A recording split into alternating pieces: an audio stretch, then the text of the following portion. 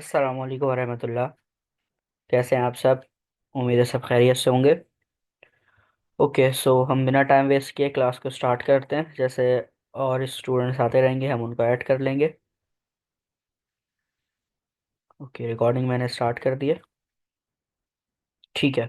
तो last class में जो है हमने सैनिटी की इंस्टॉलेशन कर ली थी, और अपने जो है एडमिन पैनल को और मैनेजमेंट पैनल को दोनों को समझ लिया था कि बेसिकली वो क्या होते हैं। तो आज वाली क्लास में हम उससे आगे से कंटिन्यू करेंगे। तो मैं आ जाता हूँ नेक्स्ट जेएस के अंदर सैनिटी के फोल्डर में। एंड देन यहाँ पे आके मैं इसको ओपन विथ कोड कर लेता हूँ।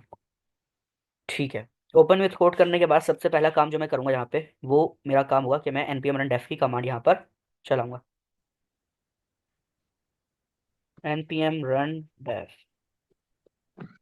ठीक है, npm run dev की कमांड जो है मैंने यहाँ पर चला दी है। ओके, जब तक जो है हमारी ये कमांड चल रही है, हम क्या करते हैं कि हम जो है अपने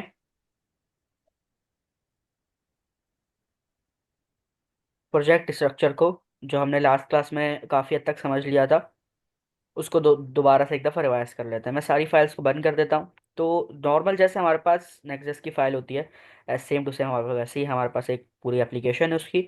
बट एसआरसी के अंदर थोड़ी सी चीज़ें चेंज है।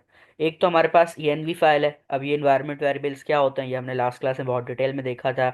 एपीआई की क्या होती है हमारे पास, और जो है हमारे पास डेटाबेस की क्या होती है, हमें env के अंदर क्या क्या चीज़ें स्टोर करनी होती है, हमने बहुत डिटेल में लास्ट क्लास में देखा था। ठीक है, तो हमारे पास जो एडिशनल चीज़ आई है वो सैनिटी का एक फोल्डर है। अब इसके अंदर हमारे पास दो फोल्डर आ जाते हैं। एक हमारे पास आ जाता है लिब का फोल्डर। लिब बेसिकली क्या होती है? लिब बेसिकली हमारे पास जो है एक लाइब्रेरी की फुल फॉर्म, मतलब कि लाइब्रेरी की शॉर्ट फॉर्म है। ठीक है, लाइब्रेरी की जो है हमारे पास शॉर्ट फॉर्म है। अच्छा, इसके अंदर हमारे पास जो है क्या होता है कि तीन फोल्डर्स मौजूद हैं। अब ये तीन फोल्डर्स जो हैं हमारे पास हैं, इसमें सबसे पहला है client.ts। अब ये सारी चीज़ें क्या कर रही हैं इसको जो है हम स्टडी करेंगे। बट अभी फिलहाल ये समझ लेंगे, जो लाइब्रेरी का फोल्डर है ये बेसिकली क्या कर रहा है, या लिब का फोल्डर हमारा बैक एंड और फ्रंट एंड को कनेक्ट करने में काम आएगा। ठीक है, देन हमारे पास फोल्डर है स्कीमा टाइप्स का। अब ये स्कीमा टाइप्स जो है मेन हमारा फोल्डर है, और इसी के अंदर हमारा सारा काम होगा। मतलब जितने भी हम स्कीमास बनाएंगे वो सारे के सारे हम इसी फोल्डर के अंदर स्टोर कराएंगे। अब ये स्कीमा होता क्या है, अभी इसको हम लोग स्टडी करते हैं।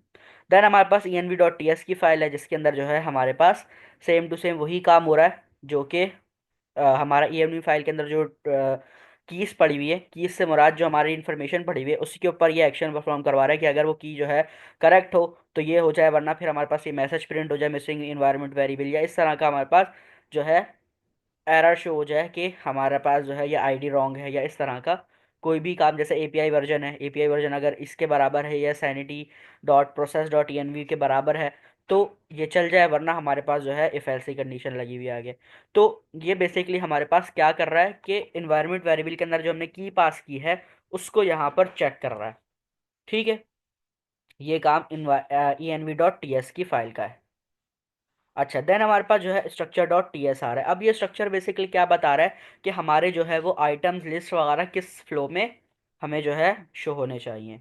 ये बस हमारे जो है जैसे सैनिटी, सॉरी, जब हमने शेड सीएन पढ़ा था, शेड सीएन के अंदर काफ़ी सारी चीज़ें ऐसी थी जो कि हमारे जो है बाय डिफ़ॉल्ट चीज़ों को शो करा रही थी, तो उससे हमें पंगे लेने की ज़रूरत नहीं, मतलब उसको छेड़ने की ज़रूरत नहीं। जो डिफ़ॉल्ट बिहेवियर है उसी के साथ हमें चलना चाहिए। तो यहाँ पर भी जो है हम लोग क्या करते हैं कि structure.ts के अंदर कुछ भी चेंजेस नहीं करते, जो जो इसका जो है बाय डिफ़ॉल्ट बिहेवियर है उसी के साथ हम यहाँ पे चलते हैं। ओके, मैं यहाँ पर जो है 3000 को भी ओपन कर लेता हूँ।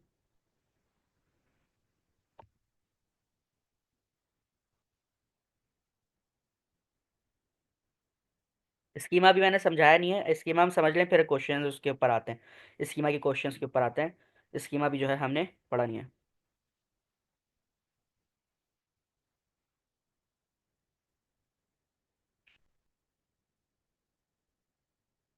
ओके, सो हमारे पास जो है ये ओपन हो गया। अच्छा, मैं यहाँ पर जो है स्लैश स्टूडियो ओपन कर लेता हूँ। अब यहाँ पर हमारे पास हो सकता है एक क्रॉस का एरर आए। अब वो एरर क्यों आएगा वो भी अभी हम डिस्कस करते हैं। क्रॉस का एरर क्यों आएगा और उसकी वजह क्या है, वो सारी चीज़ें हम लोग डिस्कस करते हैं। ठीक है। तो हमने जो है क्या किया, simple npm run DeFi command चलाई है और अपना जो है लोकल होस्ट 3000 ओपन किया। अच्छा, 3000 जो है वो इन यूज़ में था। अब जो है वो इन यूज़ में क्यों है, मतलब कि मेरे पास हो सकता है किसी और डेस्कटॉप में और जो है वो कोई प्रोजेक्ट अभी रनिंग में हो, चल रहा हो, तो दैट्स वाई जो है वो कह रहा है कि लोकल होस्ट 3001 पर आप चले जाओ। अगर मैं टर्मिनल में दिखाऊं तो ये देखें, port 3000 is in use, try 3001 instead. ठीक है, तो ये कह रहा है कि भाई आप 3001 यूज़ कर लो, आप 3000 आपका यूज़ में है। सो मैंने क्या किया, सिंपल स्लैश स्टूडियो लिखा है। अब यहाँ पर क्या हो रहा है कि ये जो है स्लैश स्टूडियो को कंपाइल करना स्टार्ट कर रहा है और हमारा जो एडमिन पैनल है वो ओपन हो जाएगा। पहले हम जो है अपने पूरे के पूरे मैनेजमेंट पैनल को समझेंगे, क्योंकि एडमिन पैनल को हम लास्ट क्लास में समझ लिया था। अब जो है हम किसको समझेंगे, अब हम जो है अपने अब जो है हम अपने मैनेजमेंट पैनल को समझेंगे। अच्छा, अब जो है हमारे पास जो है ये एक एरर दे रहा है, before you continue to access your content you need to add the following URL as a CORS origin to your Sanity project. अब ये हमारे पास बेसिकली क्या चीज़ है, ये हमारे पास एक और लेयर है सिक्योरिटी की। ठीक है, सबसे पहली लेयर क्या थी, ऑथेंटिकेशन की लेयर थी, कि आपको जो है सेम अकाउंट से ही, सैनिटी के सेम अकाउंट से आपको लॉगिन करवाना पड़ता था, देन आप उसको यूज़ करते थे। बट यहाँ पर जो हमारे पास कोर्स ओरिजिन आ रहा है, ये एक और लेयर है सिक्योरिटी की, कि आप सिर्फ और सिर्फ उन्हीं यूआरएल के ऊपर अपने स्टूडियो को ओपन कर सकते हो जिसको आपने कोर्स ओरिजिन के अंदर ऐड किया हुआ हो। मैं दोबारा रिपीट करता हूँ, आप अपने एडमिन पैनल को सिर्फ उसी यूआरएल के ऊपर एक्सेस कर सकते हो जिसको आपने कॉर्स ओरिजिन के अंदर ऐड किया हुआ हो। तो अभी ये हमारे केस में क्या है कि हमने लोकल होस्ट 3000 तो ऐड किया हुआ है, वो बाय डिफॉल्ट ऐड हो जाता है, बट इसके अलावा अगर हमारे पास कोई भी यूआरएल आता है तो वो यहाँ पर ऐड नहीं होता। जैसे अभी हमारे पास जो है लोकल होस्ट 3001 पे हमारा यूआरएल चल रहा है, अगर देखें तो 3001 है, 3000 नहीं है। ठीक है, तो यहाँ पर जो है हमारे पास क्या होगा कि ये हमें एरर शो कराएगा कि आप लोकल होस्ट 3001 पे हो, मतलब आपके पास न्यू यूआरएल है, तो आपको पहले उसको कॉर्स ओरिजिन में ऐड करना पड़ेगा, देन आप उसको यूज कर सकते हो एज अ एडमिन पैनल। ठीक है, तो मैं यहाँ पर आता हूँ, कंटिन्यू के ऊपर क्लिक करता हूँ, तो मैं आ जाऊंगा अपने मैनेजमेंट पैनल के ऊपर। ठीक है, मैं यहाँ पर अपने मैनेजमेंट पैनल के ऊपर रेंडर हो रहा हूँ, ये लोड हो रहा है, थोड़ा सा टाइम लेता है। ठीक है। अच्छा, ये जो मैनेजमेंट पैनल है ये कौन से उसके ऊपर चल रहा है, मतलब कि कौन से हमारे पास यूआरएल के ऊपर चल रहा है, ये सैनिटी खुद मैनेज कर रहा है। ये अपने सैनिटी के डेटाबेस के ऊपर हमारा मैनेजमेंट पैनल चल रहा है पूरा। ठीक है, ये लोकल होस्ट पे नहीं चल रहा। तो ये जो है हमारे पास एक एडिशनल पॉइंट है। अच्छा, अब यहाँ पर मेरे पास एक बटन आ रहा है, ऐड कोर्स ओरिजिन। अब ये कहाँ पर है ये भी मैं दिखाता हूँ अभी आप लोगों को। ठीक है, तो मैंने सिंपल ऐड के ऊपर क्लिक कर दिया, देखिए हमारे पास नीचे एडिंग एडिट सक्सेसफुली यहाँ पर हो रहा है। अब अगर मैं यहाँ नीचे आता हूँ तो मेरे पास जो है कॉर्स ओरिजिन की एक हेडिंग है। अभी कॉर्स ओरिजिन बेसिकली क्या यहाँ पर है, यहाँ पर ये हमारे पास यूआरएल ऐड करने का तरीका है, मतलब कि हम जहाँ पर चाह रहे हैं कि जहाँ पर हमारी एपीआई रेंडर हो सके, मतलब कि फैच हो सके, वो सारे यूआरएल हम यहाँ पर ऐड करते हैं। अब ये जो एरर है ये सिर्फ और सिर्फ किसके ऊपर आता है, ये क्लाइंट साइड रेंडरिंग के ऊपर आता है। अभी हमने क्या करवाई, अभी हमने क्लाइंट साइड रेंडरिंग करवाई। कैसे कि हमने जो है स्टूडियो के ऊपर आकर देन हमने रिक्वेस्ट की, तो ये लोड जो हो रहा है, लोड होने का मतलब है कि ये हमारा क्लाइंट साइड रेंडरिंग के ऊपर चल रहा है। ठीक है, ये हमारा क्लास एंड रेडन के ऊपर चल रहा है। मैं इसको जल्दी से लॉगिन कर लेता हूँ और मैं अपने एडमिन पैनल में इंटर हो जाऊंगा। कैसे इंटर हो जाऊंगा, क्यों, क्योंकि मैंने अब अपने कोर्स ओरिजिन के अंदर लोकल होस्ट 3001 को भी यहाँ पे ऐड कर दिया है। अच्छा, इसको भी हम और डिटेल में समझते हैं, बट पहले हम जीरो से स्टार्ट करेंगे। जीरो से मतलब कि पूरे अपने जो है मैनेजमेंट टूल को समझेंगे ओवरव्यू से। ओवरव्यू से जो है हम लोग स्टार्ट करेंगे। अच्छा, सबसे पहले तो यहाँ पर अगर मैं स्टार्ट करूँ तो मेरा जो है जिस अकाउंट मेरा बना हुआ है, मतलब यूज़र नेम जो मेरा है वो आ रहा है। देन मेरे पास एक नबील ई कॉम का जो है मेरे प्रोजेक्ट का नाम जो मैंने रखा था वो यहाँ पर मेरे पास आ रहा है। देन मुझे ये प्लान शो करा रहा है कि मैं किस प्लान के ऊपर हूँ, तो मैं अभी ग्रोथ ट्रायल के ऊपर हूँ। देन मुझे अपने प्रोजेक्ट का स्टेटस बता रहा है कि मेरा जो प्रोजेक्ट चल रहा है उसका जो है बेसिकली स्टेटस क्या है। तो अभी मेरा जो है प्रोजेक्ट एक्टिव है, तो मुझे यहाँ पर क्या शो करा रहा है, ये एक्टिव जो है वो शो करा रहा है। देन मेरे पास आ रही है प्रोजेक्ट आईडी। ठीक है, प्रोजेक्ट आईडी को हम सब पहले ही ऑलरेडी समझ चुके हैं कि हमारे पास प्रोजेक्ट आईडी कहाँ पर हम देते हैं, env.local के अंदर हमारे पास ये रही हमारी प्रोजेक्ट आईडी। ठीक है, इसको जो है हम ऑलरेडी समझ चुके हैं। अच्छा, अब जो मेन स्टार्ट करना है वो हम आ जाते हैं यहाँ पे ओवरव्यू के सेक्शन के अंदर। अच्छा, अब सबसे पहले तो ओवरव्यू के अंदर हमें जो है यहाँ पर यूजेज बता रहा है कि भाई आपके पास कितने यूजेज हो चुके हैं।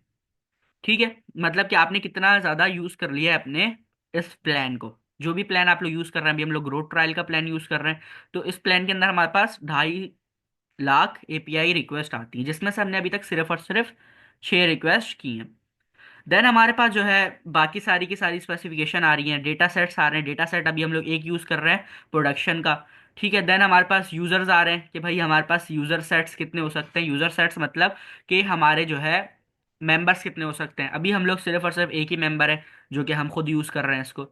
ठीक है, देन हमारे पास जो है बैंड विथ आ रही है। अब ये सारी चीज़ें क्या होती हैं कि भाई कितने जीबी का या कितने एमबी का हम जो है डेटा इस पे स्टोर करा सकते हैं। ये सारी चीज़ें जो है जैसे जैसे हम आगे बढ़ते जाएंगे ऑटोमेटिकली साथ साथ कवर करते जाएंगे। ठीक है, तो बेसिकली ओवरव्यू के अंदर हमारे पास सारी की सारी वो स्पेसिफिकेशन आ रही होती है जो कि हमारे प्रोजेक्ट को बता रही होती है कि भाई हमारे प्रोजेक्ट के अंदर कितनी यूजेज हो चुकी है, कितनी ज़्यादा हमने रिक्वेस्ट कर ली हैं, कितना ज़्यादा डेटा हम इसके ऊपर अपलोड कर चुके हैं, और कितने डेटा सेट्स चल रहे हैं। ये सारी चीज़ें हमारे पास ओवरव्यू के अंदर आ जाती हैं। देन हमारे पास सेक्शन है मेंबर्स का। अब मेंबर्स के अंदर जो है हमारे पास वो सारे मेंबर्स आ जाते हैं जो कि हमारे प्रोजेक्ट के अंदर इंटर है। जैसे मिसाल के तौर पे मेरे इसके अंदर अभी कितने मेंबर हैं, एक ही मेंबर हमारे पास चल रहा है सैनिटी प्रोजेक्ट के अंदर। अभी हम लोग इस प्रोजेक्ट के अंदर एक ही मेंबर है, और इसको जो है हमने 5 डे पहले बनाया था, मतलब संडे वाली क्लास से बनाया था। तो एक ही मेंबर है जिसका रोल क्या है, एडमिनिस्ट्रेटिव। अगर मुझे ऐड करना है, मैं यहाँ से आऊँगा, सिंपल ऐड मेंबर पे क्लिक करके मैं उसकी ईमेल डालूंगा। देन उसकी जो है ईमेल डालती ही मेरे पास एक और नीचे फील्ड आ जाएगी उसकी जो है रोल चूज करने का, कि रोल के अंदर वो क्या होगा, एडिटर होगा, यूजर होगा, या फिर जो है वो एडमिनिस्ट्रेटर होगा। तो सिंपली मैं जो है यहाँ से ऐड कर सकता हूँ मेंबर को। अच्छा, अब इनविटेशंस। इनविटेशंस के अंदर हमारे पास वो सारी इनविटेशंस आएंगी जो कि किसी और यूजर ने इनविटेशन मुझे भेजी हुई होगी। कैसे भेजी हुई होगी, जैसे मैंने आप लोगों को लास्ट टाइम वीमैक्स को खोल के दिखाया था, तो जैसे ही मैंने यहाँ पे खोला, ये मैंने इससे अपनी जो है क्या किया हुआ है कि मैंने अपनी हटा दी है, अपनी जो है मेंबरशिप इससे हटा दी। मतलब ये प्रोजेक्ट जब मैंने क्लाइंट को भेज दिया बना के, तो मैंने क्या किया कि मैं जो है अपनी उसको सब कुछ हैंड ओवर करके मेरा काम खत्म हो गया, मैं जो है हट गया पीछे। तो अब मुझे जो है इसके अंदर अगर वापस आना है, तो मैं यहाँ से गूगल से साइन अप करके मैं उसको इनविटेशन यहाँ से भेज सकता हूँ। सिंपल साइन अप करेंगे, ऑटोमेटिकली इनविटेशन चले जाएगी। ठीक है, इनविटेशन, सॉरी इनविटेशन हम खुद भेजते हैं, रिक्वेस्ट के अंदर आ जाएंगी वो, एक्सेस रिक्वेस्ट के अंदर हमारे पास ऑटोमेटिकली आ जाएगी। अच्छा, इनविटेशन के अंदर हमारे पास क्या है कि हम इनवाइट भेज सकते हैं, कि आप जो है हमारे पास आना चाह रहे हो, आप जो है किसी को भी इनवाइट यहाँ पे भेज सकते हैं। जैसे ऐड मेंबर पे क्लिक करके ईमेल डाल के मैं उसको इनवाइट भेज सकता हूँ। ठीक है, तो यहाँ से जो है हमारे पास सारे के सारे प्रोजेक्ट के मेंबर्स सेट होते हैं मेंबर्स के सेक्शन के अंदर। फिर हमारे पास आ जाता है एक स्टूडियो का सेक्शन। अच्छा, अब इस स्टूडियो के अंदर हमारे पास बेसिकली क्या बता रहा है कि भाई हमारी वेबसाइट जो है वो कब डिप्लॉय हुई, सारी की सारी यहाँ पर इंफॉर्मेशन स्टूडियो से रिलेटेड बता रहे हैं कि लास्ट अपडेट कब की। अभी हमने कोई भी जो है अपडेट नहीं की है, कुछ भी हमने बनाया नहीं है, तो इस वजह से कुछ भी यहाँ पर शो नहीं हो रहा, एमबीटी शो हो रहा है।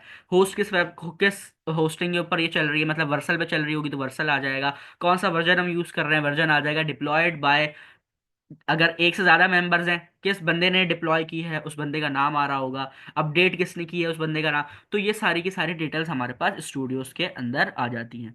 देन हमारे पास आ रहा है डेटा सेट। अब डेटा सेट अभी के टाइम पे हम कौन सा यूज कर रहे हैं, प्रोडक्शन का। हम लोग जो है डेटा सेट मल्टीपल बना सकते हैं। जैसे मिसाल के तौर पे हम एक डेटा सेट बना सकते हैं टेस्टिंग का। अब इमेजिन करें हमने जो है एक डेटा सेट बनाया है प्रोडक्शन का, जिसके ऊपर हमारा सारा डेटा जा रहा है। ठीक है, अब हमारी एप्लीकेशन के ऊपर एट अ टाइम मिसाल ले लें कि 20,000 यूज़र हमारी वेबसाइट के ऊपर अभी हैं, कोई वीडियो देख रहे हैं, या कोई जो है हमारी ई कॉमर्स की वेबसाइट है तो वो ऐसे ही विजिट किया हुआ है। अब उसके अंदर मैं कोई अपडेट करता हूँ। ठीक है, डेटा सेट के अंदर, प्रोडक्शन वाले डेटा सेट के अंदर मैंने कोई अपडेट की, बट उस अपडेट के अंदर कोई बग आ गया, कोई जो है एरर आ गया।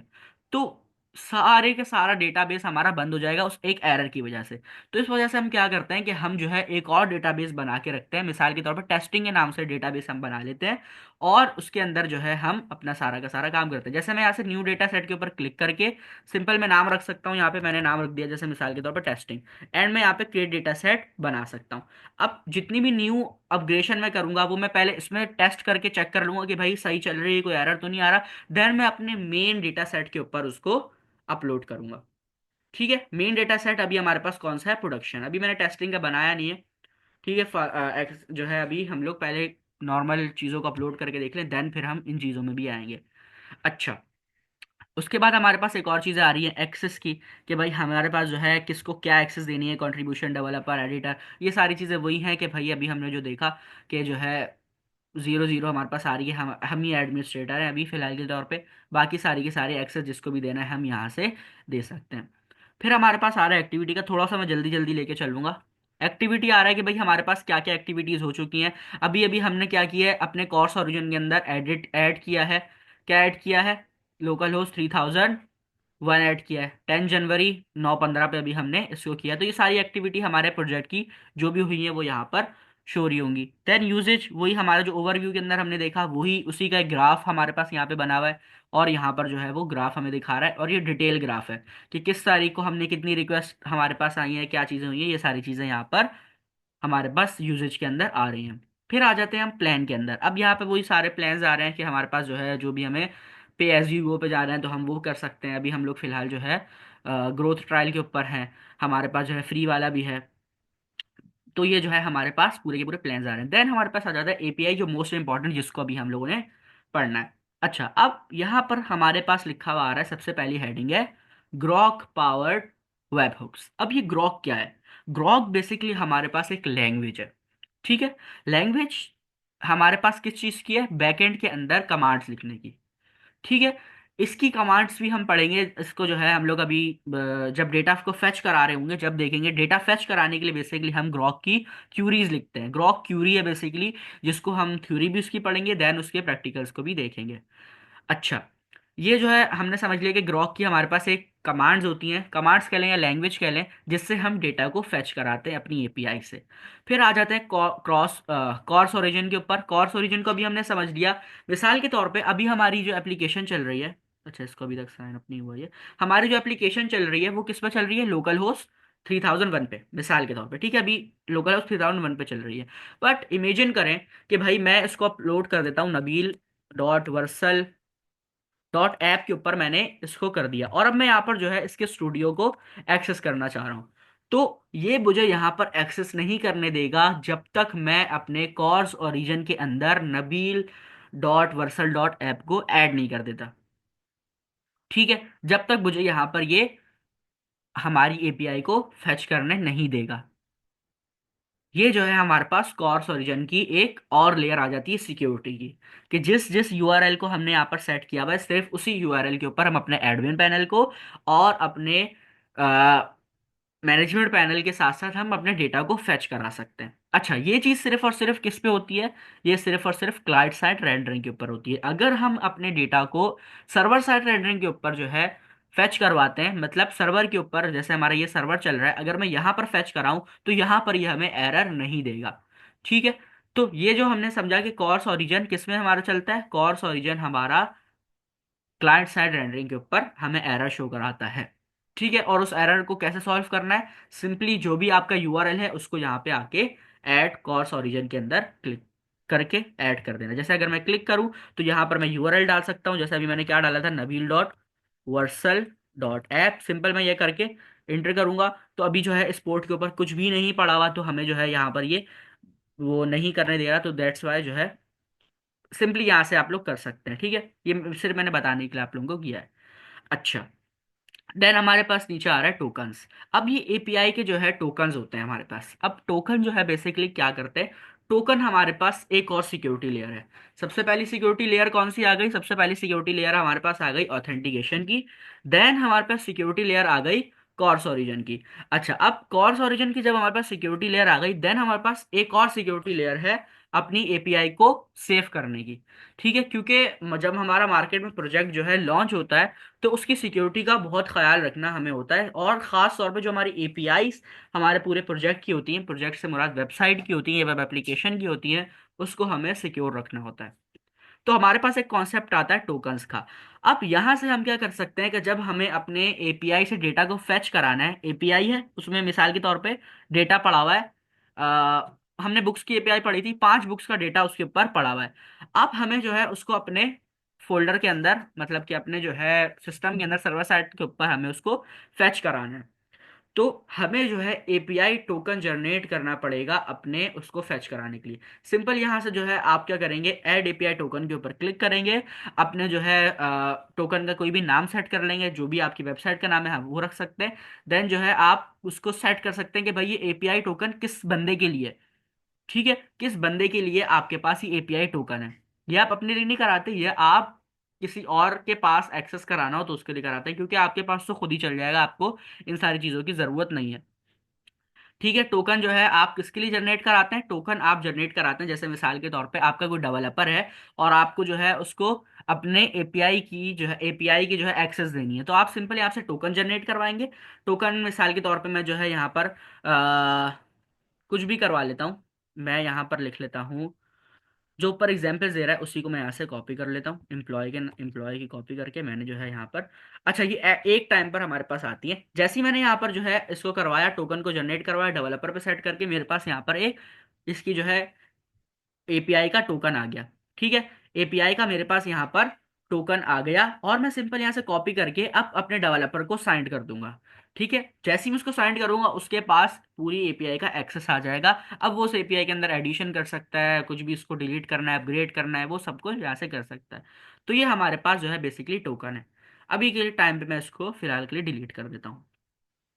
ठीक है, तो ये हमारे पास हो गए टोकन्स। कॉर्स ओरिजिन हमने समझ लिया, टोकन्स हमने जो है यहाँ से समझ लिया कि बेसिकली क्या होता है। Web hooks, GROQ power web hooks हम लोग समझेंगे, अभी हमने सिर्फ थ्योरी समझी है कि ग्रॉक बेसिकली हमारे पास इसकी क्या है। ग्रॉक हमारे पास एक लैंग्वेज है, या हमारे पास एक सेट ऑफ कमांड है जिससे हम अपने डेटा को फैच कराते हैं। अच्छा, फिर हमारे पास जो है सेटिंग्स आ रही है, बेसिक प्रोजेक्ट की सेटिंग्स है, ये आप लोग चेक कर सकते हैं, सेम जैसे हमारे पास गिटहब के ऊपर सेटिंग्स होती हैं इसी तरह कुछ एक्स्ट्रा चीज़ें होंगी तो उसको पढ़ लिया, कोई इतनी खास यहाँ पर चीज़ें नहीं है। ये हमारे पास पूरा हो गया मैनेजमेंट पैनल। इसमें किसी का भी क्वेश्चन तो वो क्वेश्चन कर ले। जी, किसी का भी क्वेश्चन है?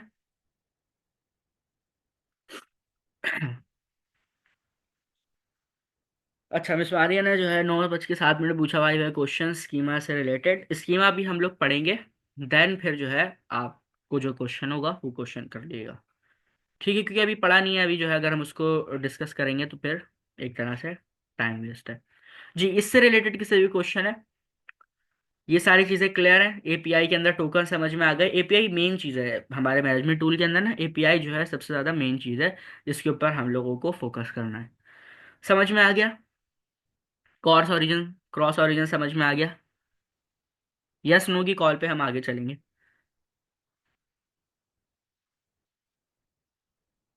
जी,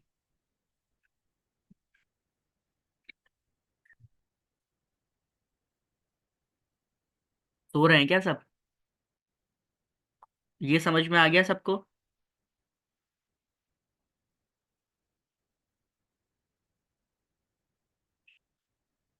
इंस्टॉलेशन की थी उसमें।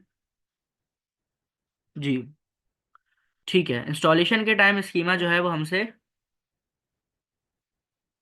स्कीमा हमसे क्या क्वेश्चन पूछता है, स्कीमा के अंदर तो हमारे कुछ डिफॉल्ट पूछता है कि टेम्पलेट आपको जो है कौन सा चाहिए। अगर मैं यहाँ पर आऊँ और मैं लिखूँ लर्न पेनावर्स नेक्स्ट जेएस सैनिटी के अंदर हम आ जाते हैं, नेक्स्ट जेएस के अंदर हूँ मैं यहाँ पर, हेडलेस सीएमएस के अंदर हूँ। देन हमारे पास सेटअप के अंदर यहीं पे हमारे पास जो है वो क्वेश्चन कर रहा होगा, अगर इसकी इंस्टॉलेशन के अंदर कोई स्कीमा से रिलेटेड क्वेश्चन था तो वो यहीं पर हमारे पास आ जाएगा।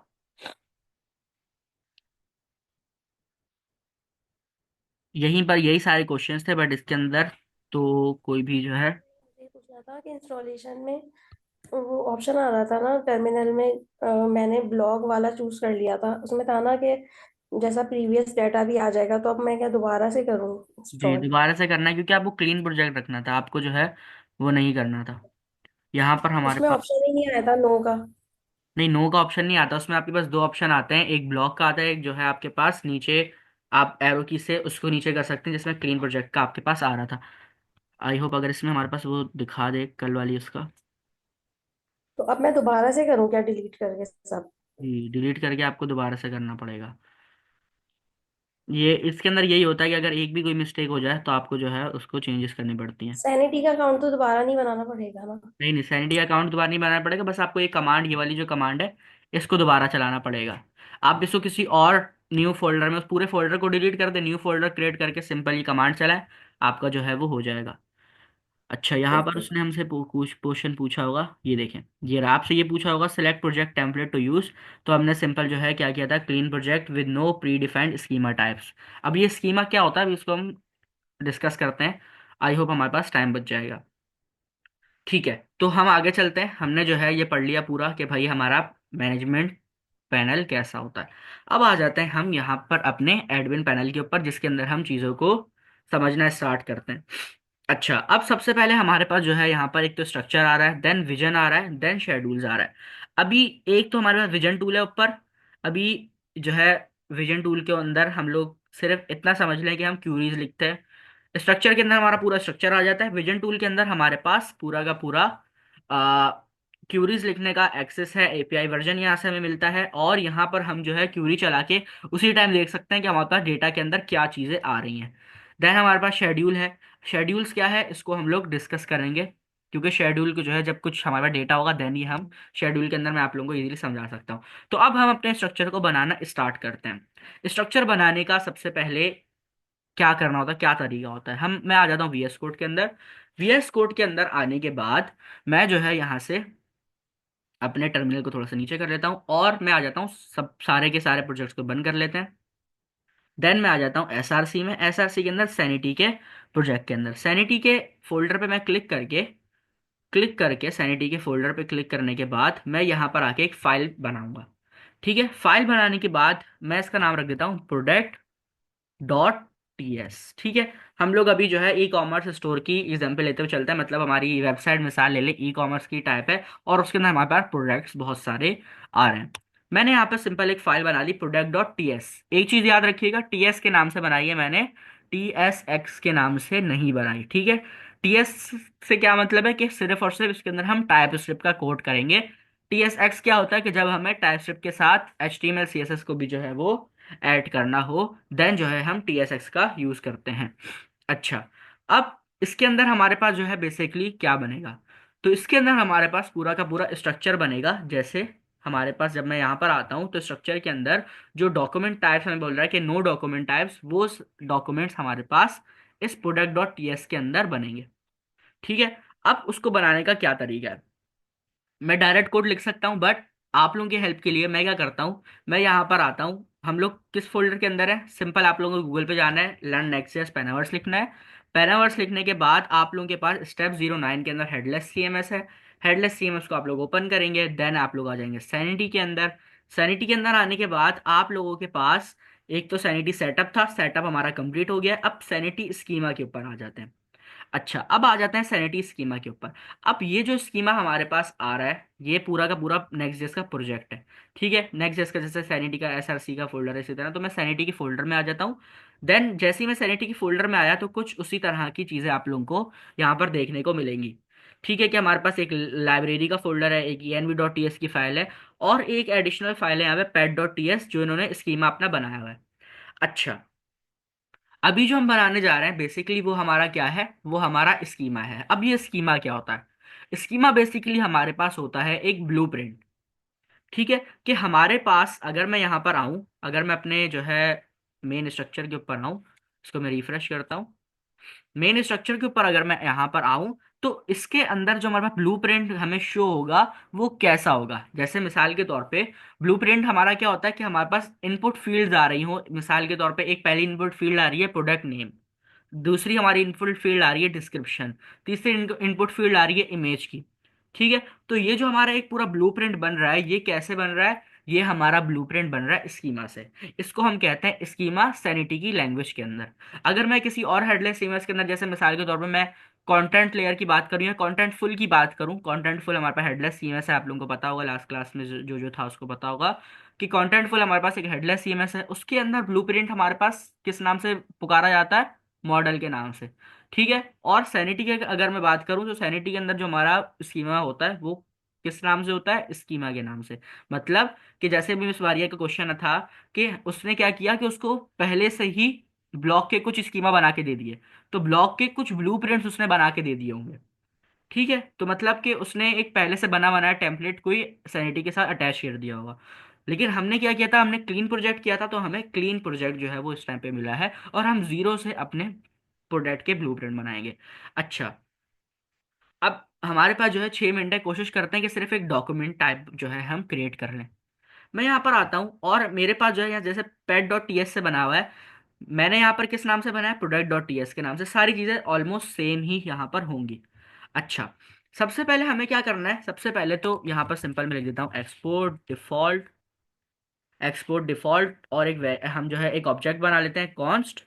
मैं बना लेता हूँ प्रोडक्ट के नाम से।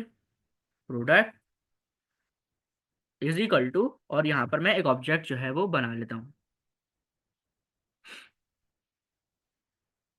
डिफॉल्ट। यहाँ से हम एक सेकंड हटा देते हैं क्योंकि डिफॉल्ट हमारा फंक्शन के साथ चलता है। तो मैं यहाँ पर सिंपल क्या किया? Export const product is equal to, हमने एक ऑब्जेक्ट यहाँ पर क्रिएट कर लिया। अच्छा, अब इस ऑब्जेक्ट के अंदर सबसे पहले हमारे पास क्या जाता है? सबसे पहले हमारे पास इसके अंदर ऑब्जेक्ट, आपको पता है ऑब्जेक्ट के अंदर क्या क्या चीज़ें जो है जाती हैं? इनपुट, सॉरी, की वैल्यू पेयर्स हमारे पास आते हैं। सबसे पहले मैं इसके अंदर एक नेम का जो है वो की वैल्यू पेयर पास करूंगा। नेम मैं इसका क्या रखूंगा? नेम मैं इसका यहाँ पर रख देता हूँ प्रोडक्ट। ठीक है। नेम मैंने यहाँ पर इसका रख दिया प्रोडक्ट। देन हमारे पास कॉमा का साइन आएगा। देन हमारे पास जो है एक और चीज क्या आएगी? एक और चीज हमारे पास यहाँ पे इसकी आ जाएगी टाइप। ठीक है। टाइप मैं यहाँ पर कर देता हूँ, टाइप इसकी क्या होगी? टाइप इसकी होगी डॉक्यूमेंट। अब मैं यहाँ पर टाइप इसकी डॉक्यूमेंट क्या कैसे कर रहा हूँ? जब हम सैनिटी के अंदर कोई स्कीमा बनाने जाते हैं तो हम टाइप जो है वो टाइप स्ट्रिप की टाइप्स डिफाइन नहीं करते, जिसके अंदर जो है हमारे पास ऑब्जेक्ट, एरे और जो है स्ट्रिंग, बूलियन, नंबर, ये सारी चीज़ें हमारे पास इस टाइप के अंदर नहीं आती। इसके अंदर हम कुछ सैनिटी की टाइप्स जो है वो डिफाइन करते हैं। अच्छा, सैनिटी की टाइप्स कौन कौन सी होती हैं? सैनिटी की टाइप्स के अंदर जो मेन चार यूज होने वाली हैं वो है हमारे पास डॉक्यूमेंट, टाइप डॉक्यूमेंट, देन हमारे पास होगी स्ट्रिंग, और हमारे पास इमेज, और हमारे पास डिस्क्रिप्शन। ठीक है। ये सारी की सारी टाइप्स हमारे पास यूज होंगी इसके अंदर। सॉरी, डिस्क्रिप्शन कह रहा हूँ, type, type string, description type नहीं होती। टाइप स्ट्रिंग, डॉक्यूमेंट और इमेज, ये तीन हमारे पास मेन यूज होती हैं। ठीक है। तीसरा की वैल्यू पेयर हमारे पास क्या आएगा? टाइटल का। अच्छा, अब मुझे तो ये कोड याद है, बट आप लोग कैसे जो है कोड को जाकर, मतलब अगर कोई नहीं याद आ रहा की वैल्यू पेयर, तो मैंने आपको तरीका बता दिया कैसे आएंगे। सैनिटी स्कीमा के अंदर, सैनिटी फोल्डर के अंदर pet डॉट टी एस के नाम से यहाँ पर आपको मिल जाएगा। अच्छा, ये जो कोड लिखा हुआ है इसके अंदर इन्होंने ऑब्जेक्ट नहीं बनाया हुआ, बट ये कोड अगर मैं यहाँ से दिखाऊं तो 2 साल पुराना है। ठीक है। ये सिर्फ एक तरीका आप लोग देख सकते हैं यहाँ से कि भाई इस तरह से यहाँ पर लिखा हुआ है। अगर कोई आप लोग जो है की वैल्यू पेयर भूल जाएं कि कौन सा लगाना था, तो वो यहाँ पर आप लोग यहाँ से देख सकते हैं। ये 2 साल पुराना कोड है, तो इस वजह से कुछ चेंजेस इसके अंदर मैंने की हैं। चेंजेस क्या है? सिंपल, मैंने अपने जो है ऑब्जेक्ट बनाया, एक्सपोर्ट कराया ऑब्जेक्ट को, बस। ठीक है। टाइटल के अंदर हमारे पास क्या आ जाएगा? टाइटल के अंदर हमारे पास जो है हमारे टाइटल का नाम आ जाएगा। जैसे मैं यहाँ पर कर देता हूँ इसको भी प्रोडक्ट।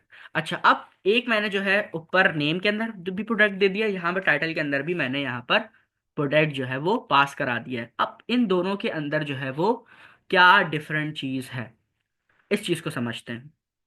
अच्छा, 3 मिनट रहते हैं, कोशिश करते हैं कि हम जो है कवर कर लें। अगर मैं यहाँ पर आऊँ और मैं स्ट्रक्चर को रिफ्रेश करूँ, देन हमारे पास यहाँ पर कुछ भी शो नहीं होगा। क्यों? क्योंकि हमने अपना स्कीमा तो बना लिया, स्कीमा हमने अपना बना लिया, बट हमने स्कीमा टाइप्स के अंदर जाके उसको रेंडर नहीं कराया। जैसे हम अपने कंपोनेंट्स बनाते थे, कंपोनेंट्स बनाने के बाद उसको कहीं पे जाके रेंडर कराते थे, इसी तरह हमें जो है जो भी हम स्कीमा बनाते हैं उसको भी रेंडर कराना होता है। तो इसको रेंडर कराने का क्या तरीका होता है कि हम स्कीमा टाइप्स के अंदर आते हैं, इंडेक्स के अंदर आते हैं, मतलब जो भी पहले एक ही फोल्डर होता है इंडेक्स डॉट टी एस, और टाइप्स के अंदर आके अपने प्रोडक्ट को जो है अपने फोल्डर को यहाँ पर मैं सिंपल जो है क्या करूंगा, ऐड कर दूंगा। अच्छा, अगर मैं यहाँ पर दिखाऊं तो इसके अंदर जो है हमने क्या किया, जैसे हमने प्रोडक्ट लिखा तो वो ऊपर ऑटोमेटिकली इंपोर्ट भी हो गया। अच्छा, अब ये एरर हमें क्यों दे रहा है? एरर हमें इसलिए दे रहा है क्योंकि अभी तक हमने जो है इसके अंदर कोई भी फील्ड जो है वो पास नहीं की है। तो हमारे पास टाइम कम रहता है। कोशिश करते हैं कि हम जल्दी से जो है एक फील्ड भी इसके अंदर, एक फील्ड कॉम आएगा यहाँ पे, देन हमारे पास जो है यहाँ पर फील्ड आएंगी, फील्ड के अंदर हमारे पास एक एरे आएगा, एरे के अंदर हमारे पास ऑब्जेक्ट जो है वो पास होते हैं। अच्छा, अभी फील्ड को हटा देते हैं, और अभी जो मैंने रेंडर कराया उसको भी मैं यहाँ से हटा देता हूँ। ठीक है, अभी जो मैंने रेंडर करा है उसको भी मैं हटा देता हूँ। अभी आप लोगों का काम क्या है, सिंपल लॉगिन कर लिया। हमने आज की क्लास में क्या किया है, अपने एडमिन मैनेजमेंट पैनल को समझा है। मैनेजमेंट पैनल समझने के बाद हमने सिर्फ और सिर्फ एक प्रोडक्ट का स्कीमा बनाना स्टार्ट किया। कल वाली क्लास में हम यहीं से स्टार्ट करेंगे, 1 मिनट रहता है हमारी क्लास खत्म होने में। कल वाली क्लास में हम यहीं से स्टार्ट करेंगे, प्रोडक्ट का स्कीमा जो है हम, हमारा इन प्रोसेस है, हम इसको बना रहे हैं। तो यहाँ से जो है हम कल कंटिन्यू करेंगे। आप लोगों ने भी यहाँ तक का काम लाजमी घर में कर लेना है। ठीक है, यहाँ से फिर हम जो है कल वाली क्लास में कंटिन्यू करेंगे। अच्छा, जिसने अभी तक सैनिटी को इंस्टॉल नहीं किया, लाजमी वो सैनिटी को इंस्टॉल कर ले। स्पेशली तलहा, अब्दुल्ला, दयान, आप लोगों का जो है मुझे अभी तक नहीं मिला। मिस मारिया का और फरहाना फरहत ने मुझे सेंड कर दिया था, एंड रोमैसा फातिमा ने भी मुझे हाफ करके सेंड कर दिया था, और वो उनका भी इन प्रोसेस है, मतलब कि वो भी कर रही हैं।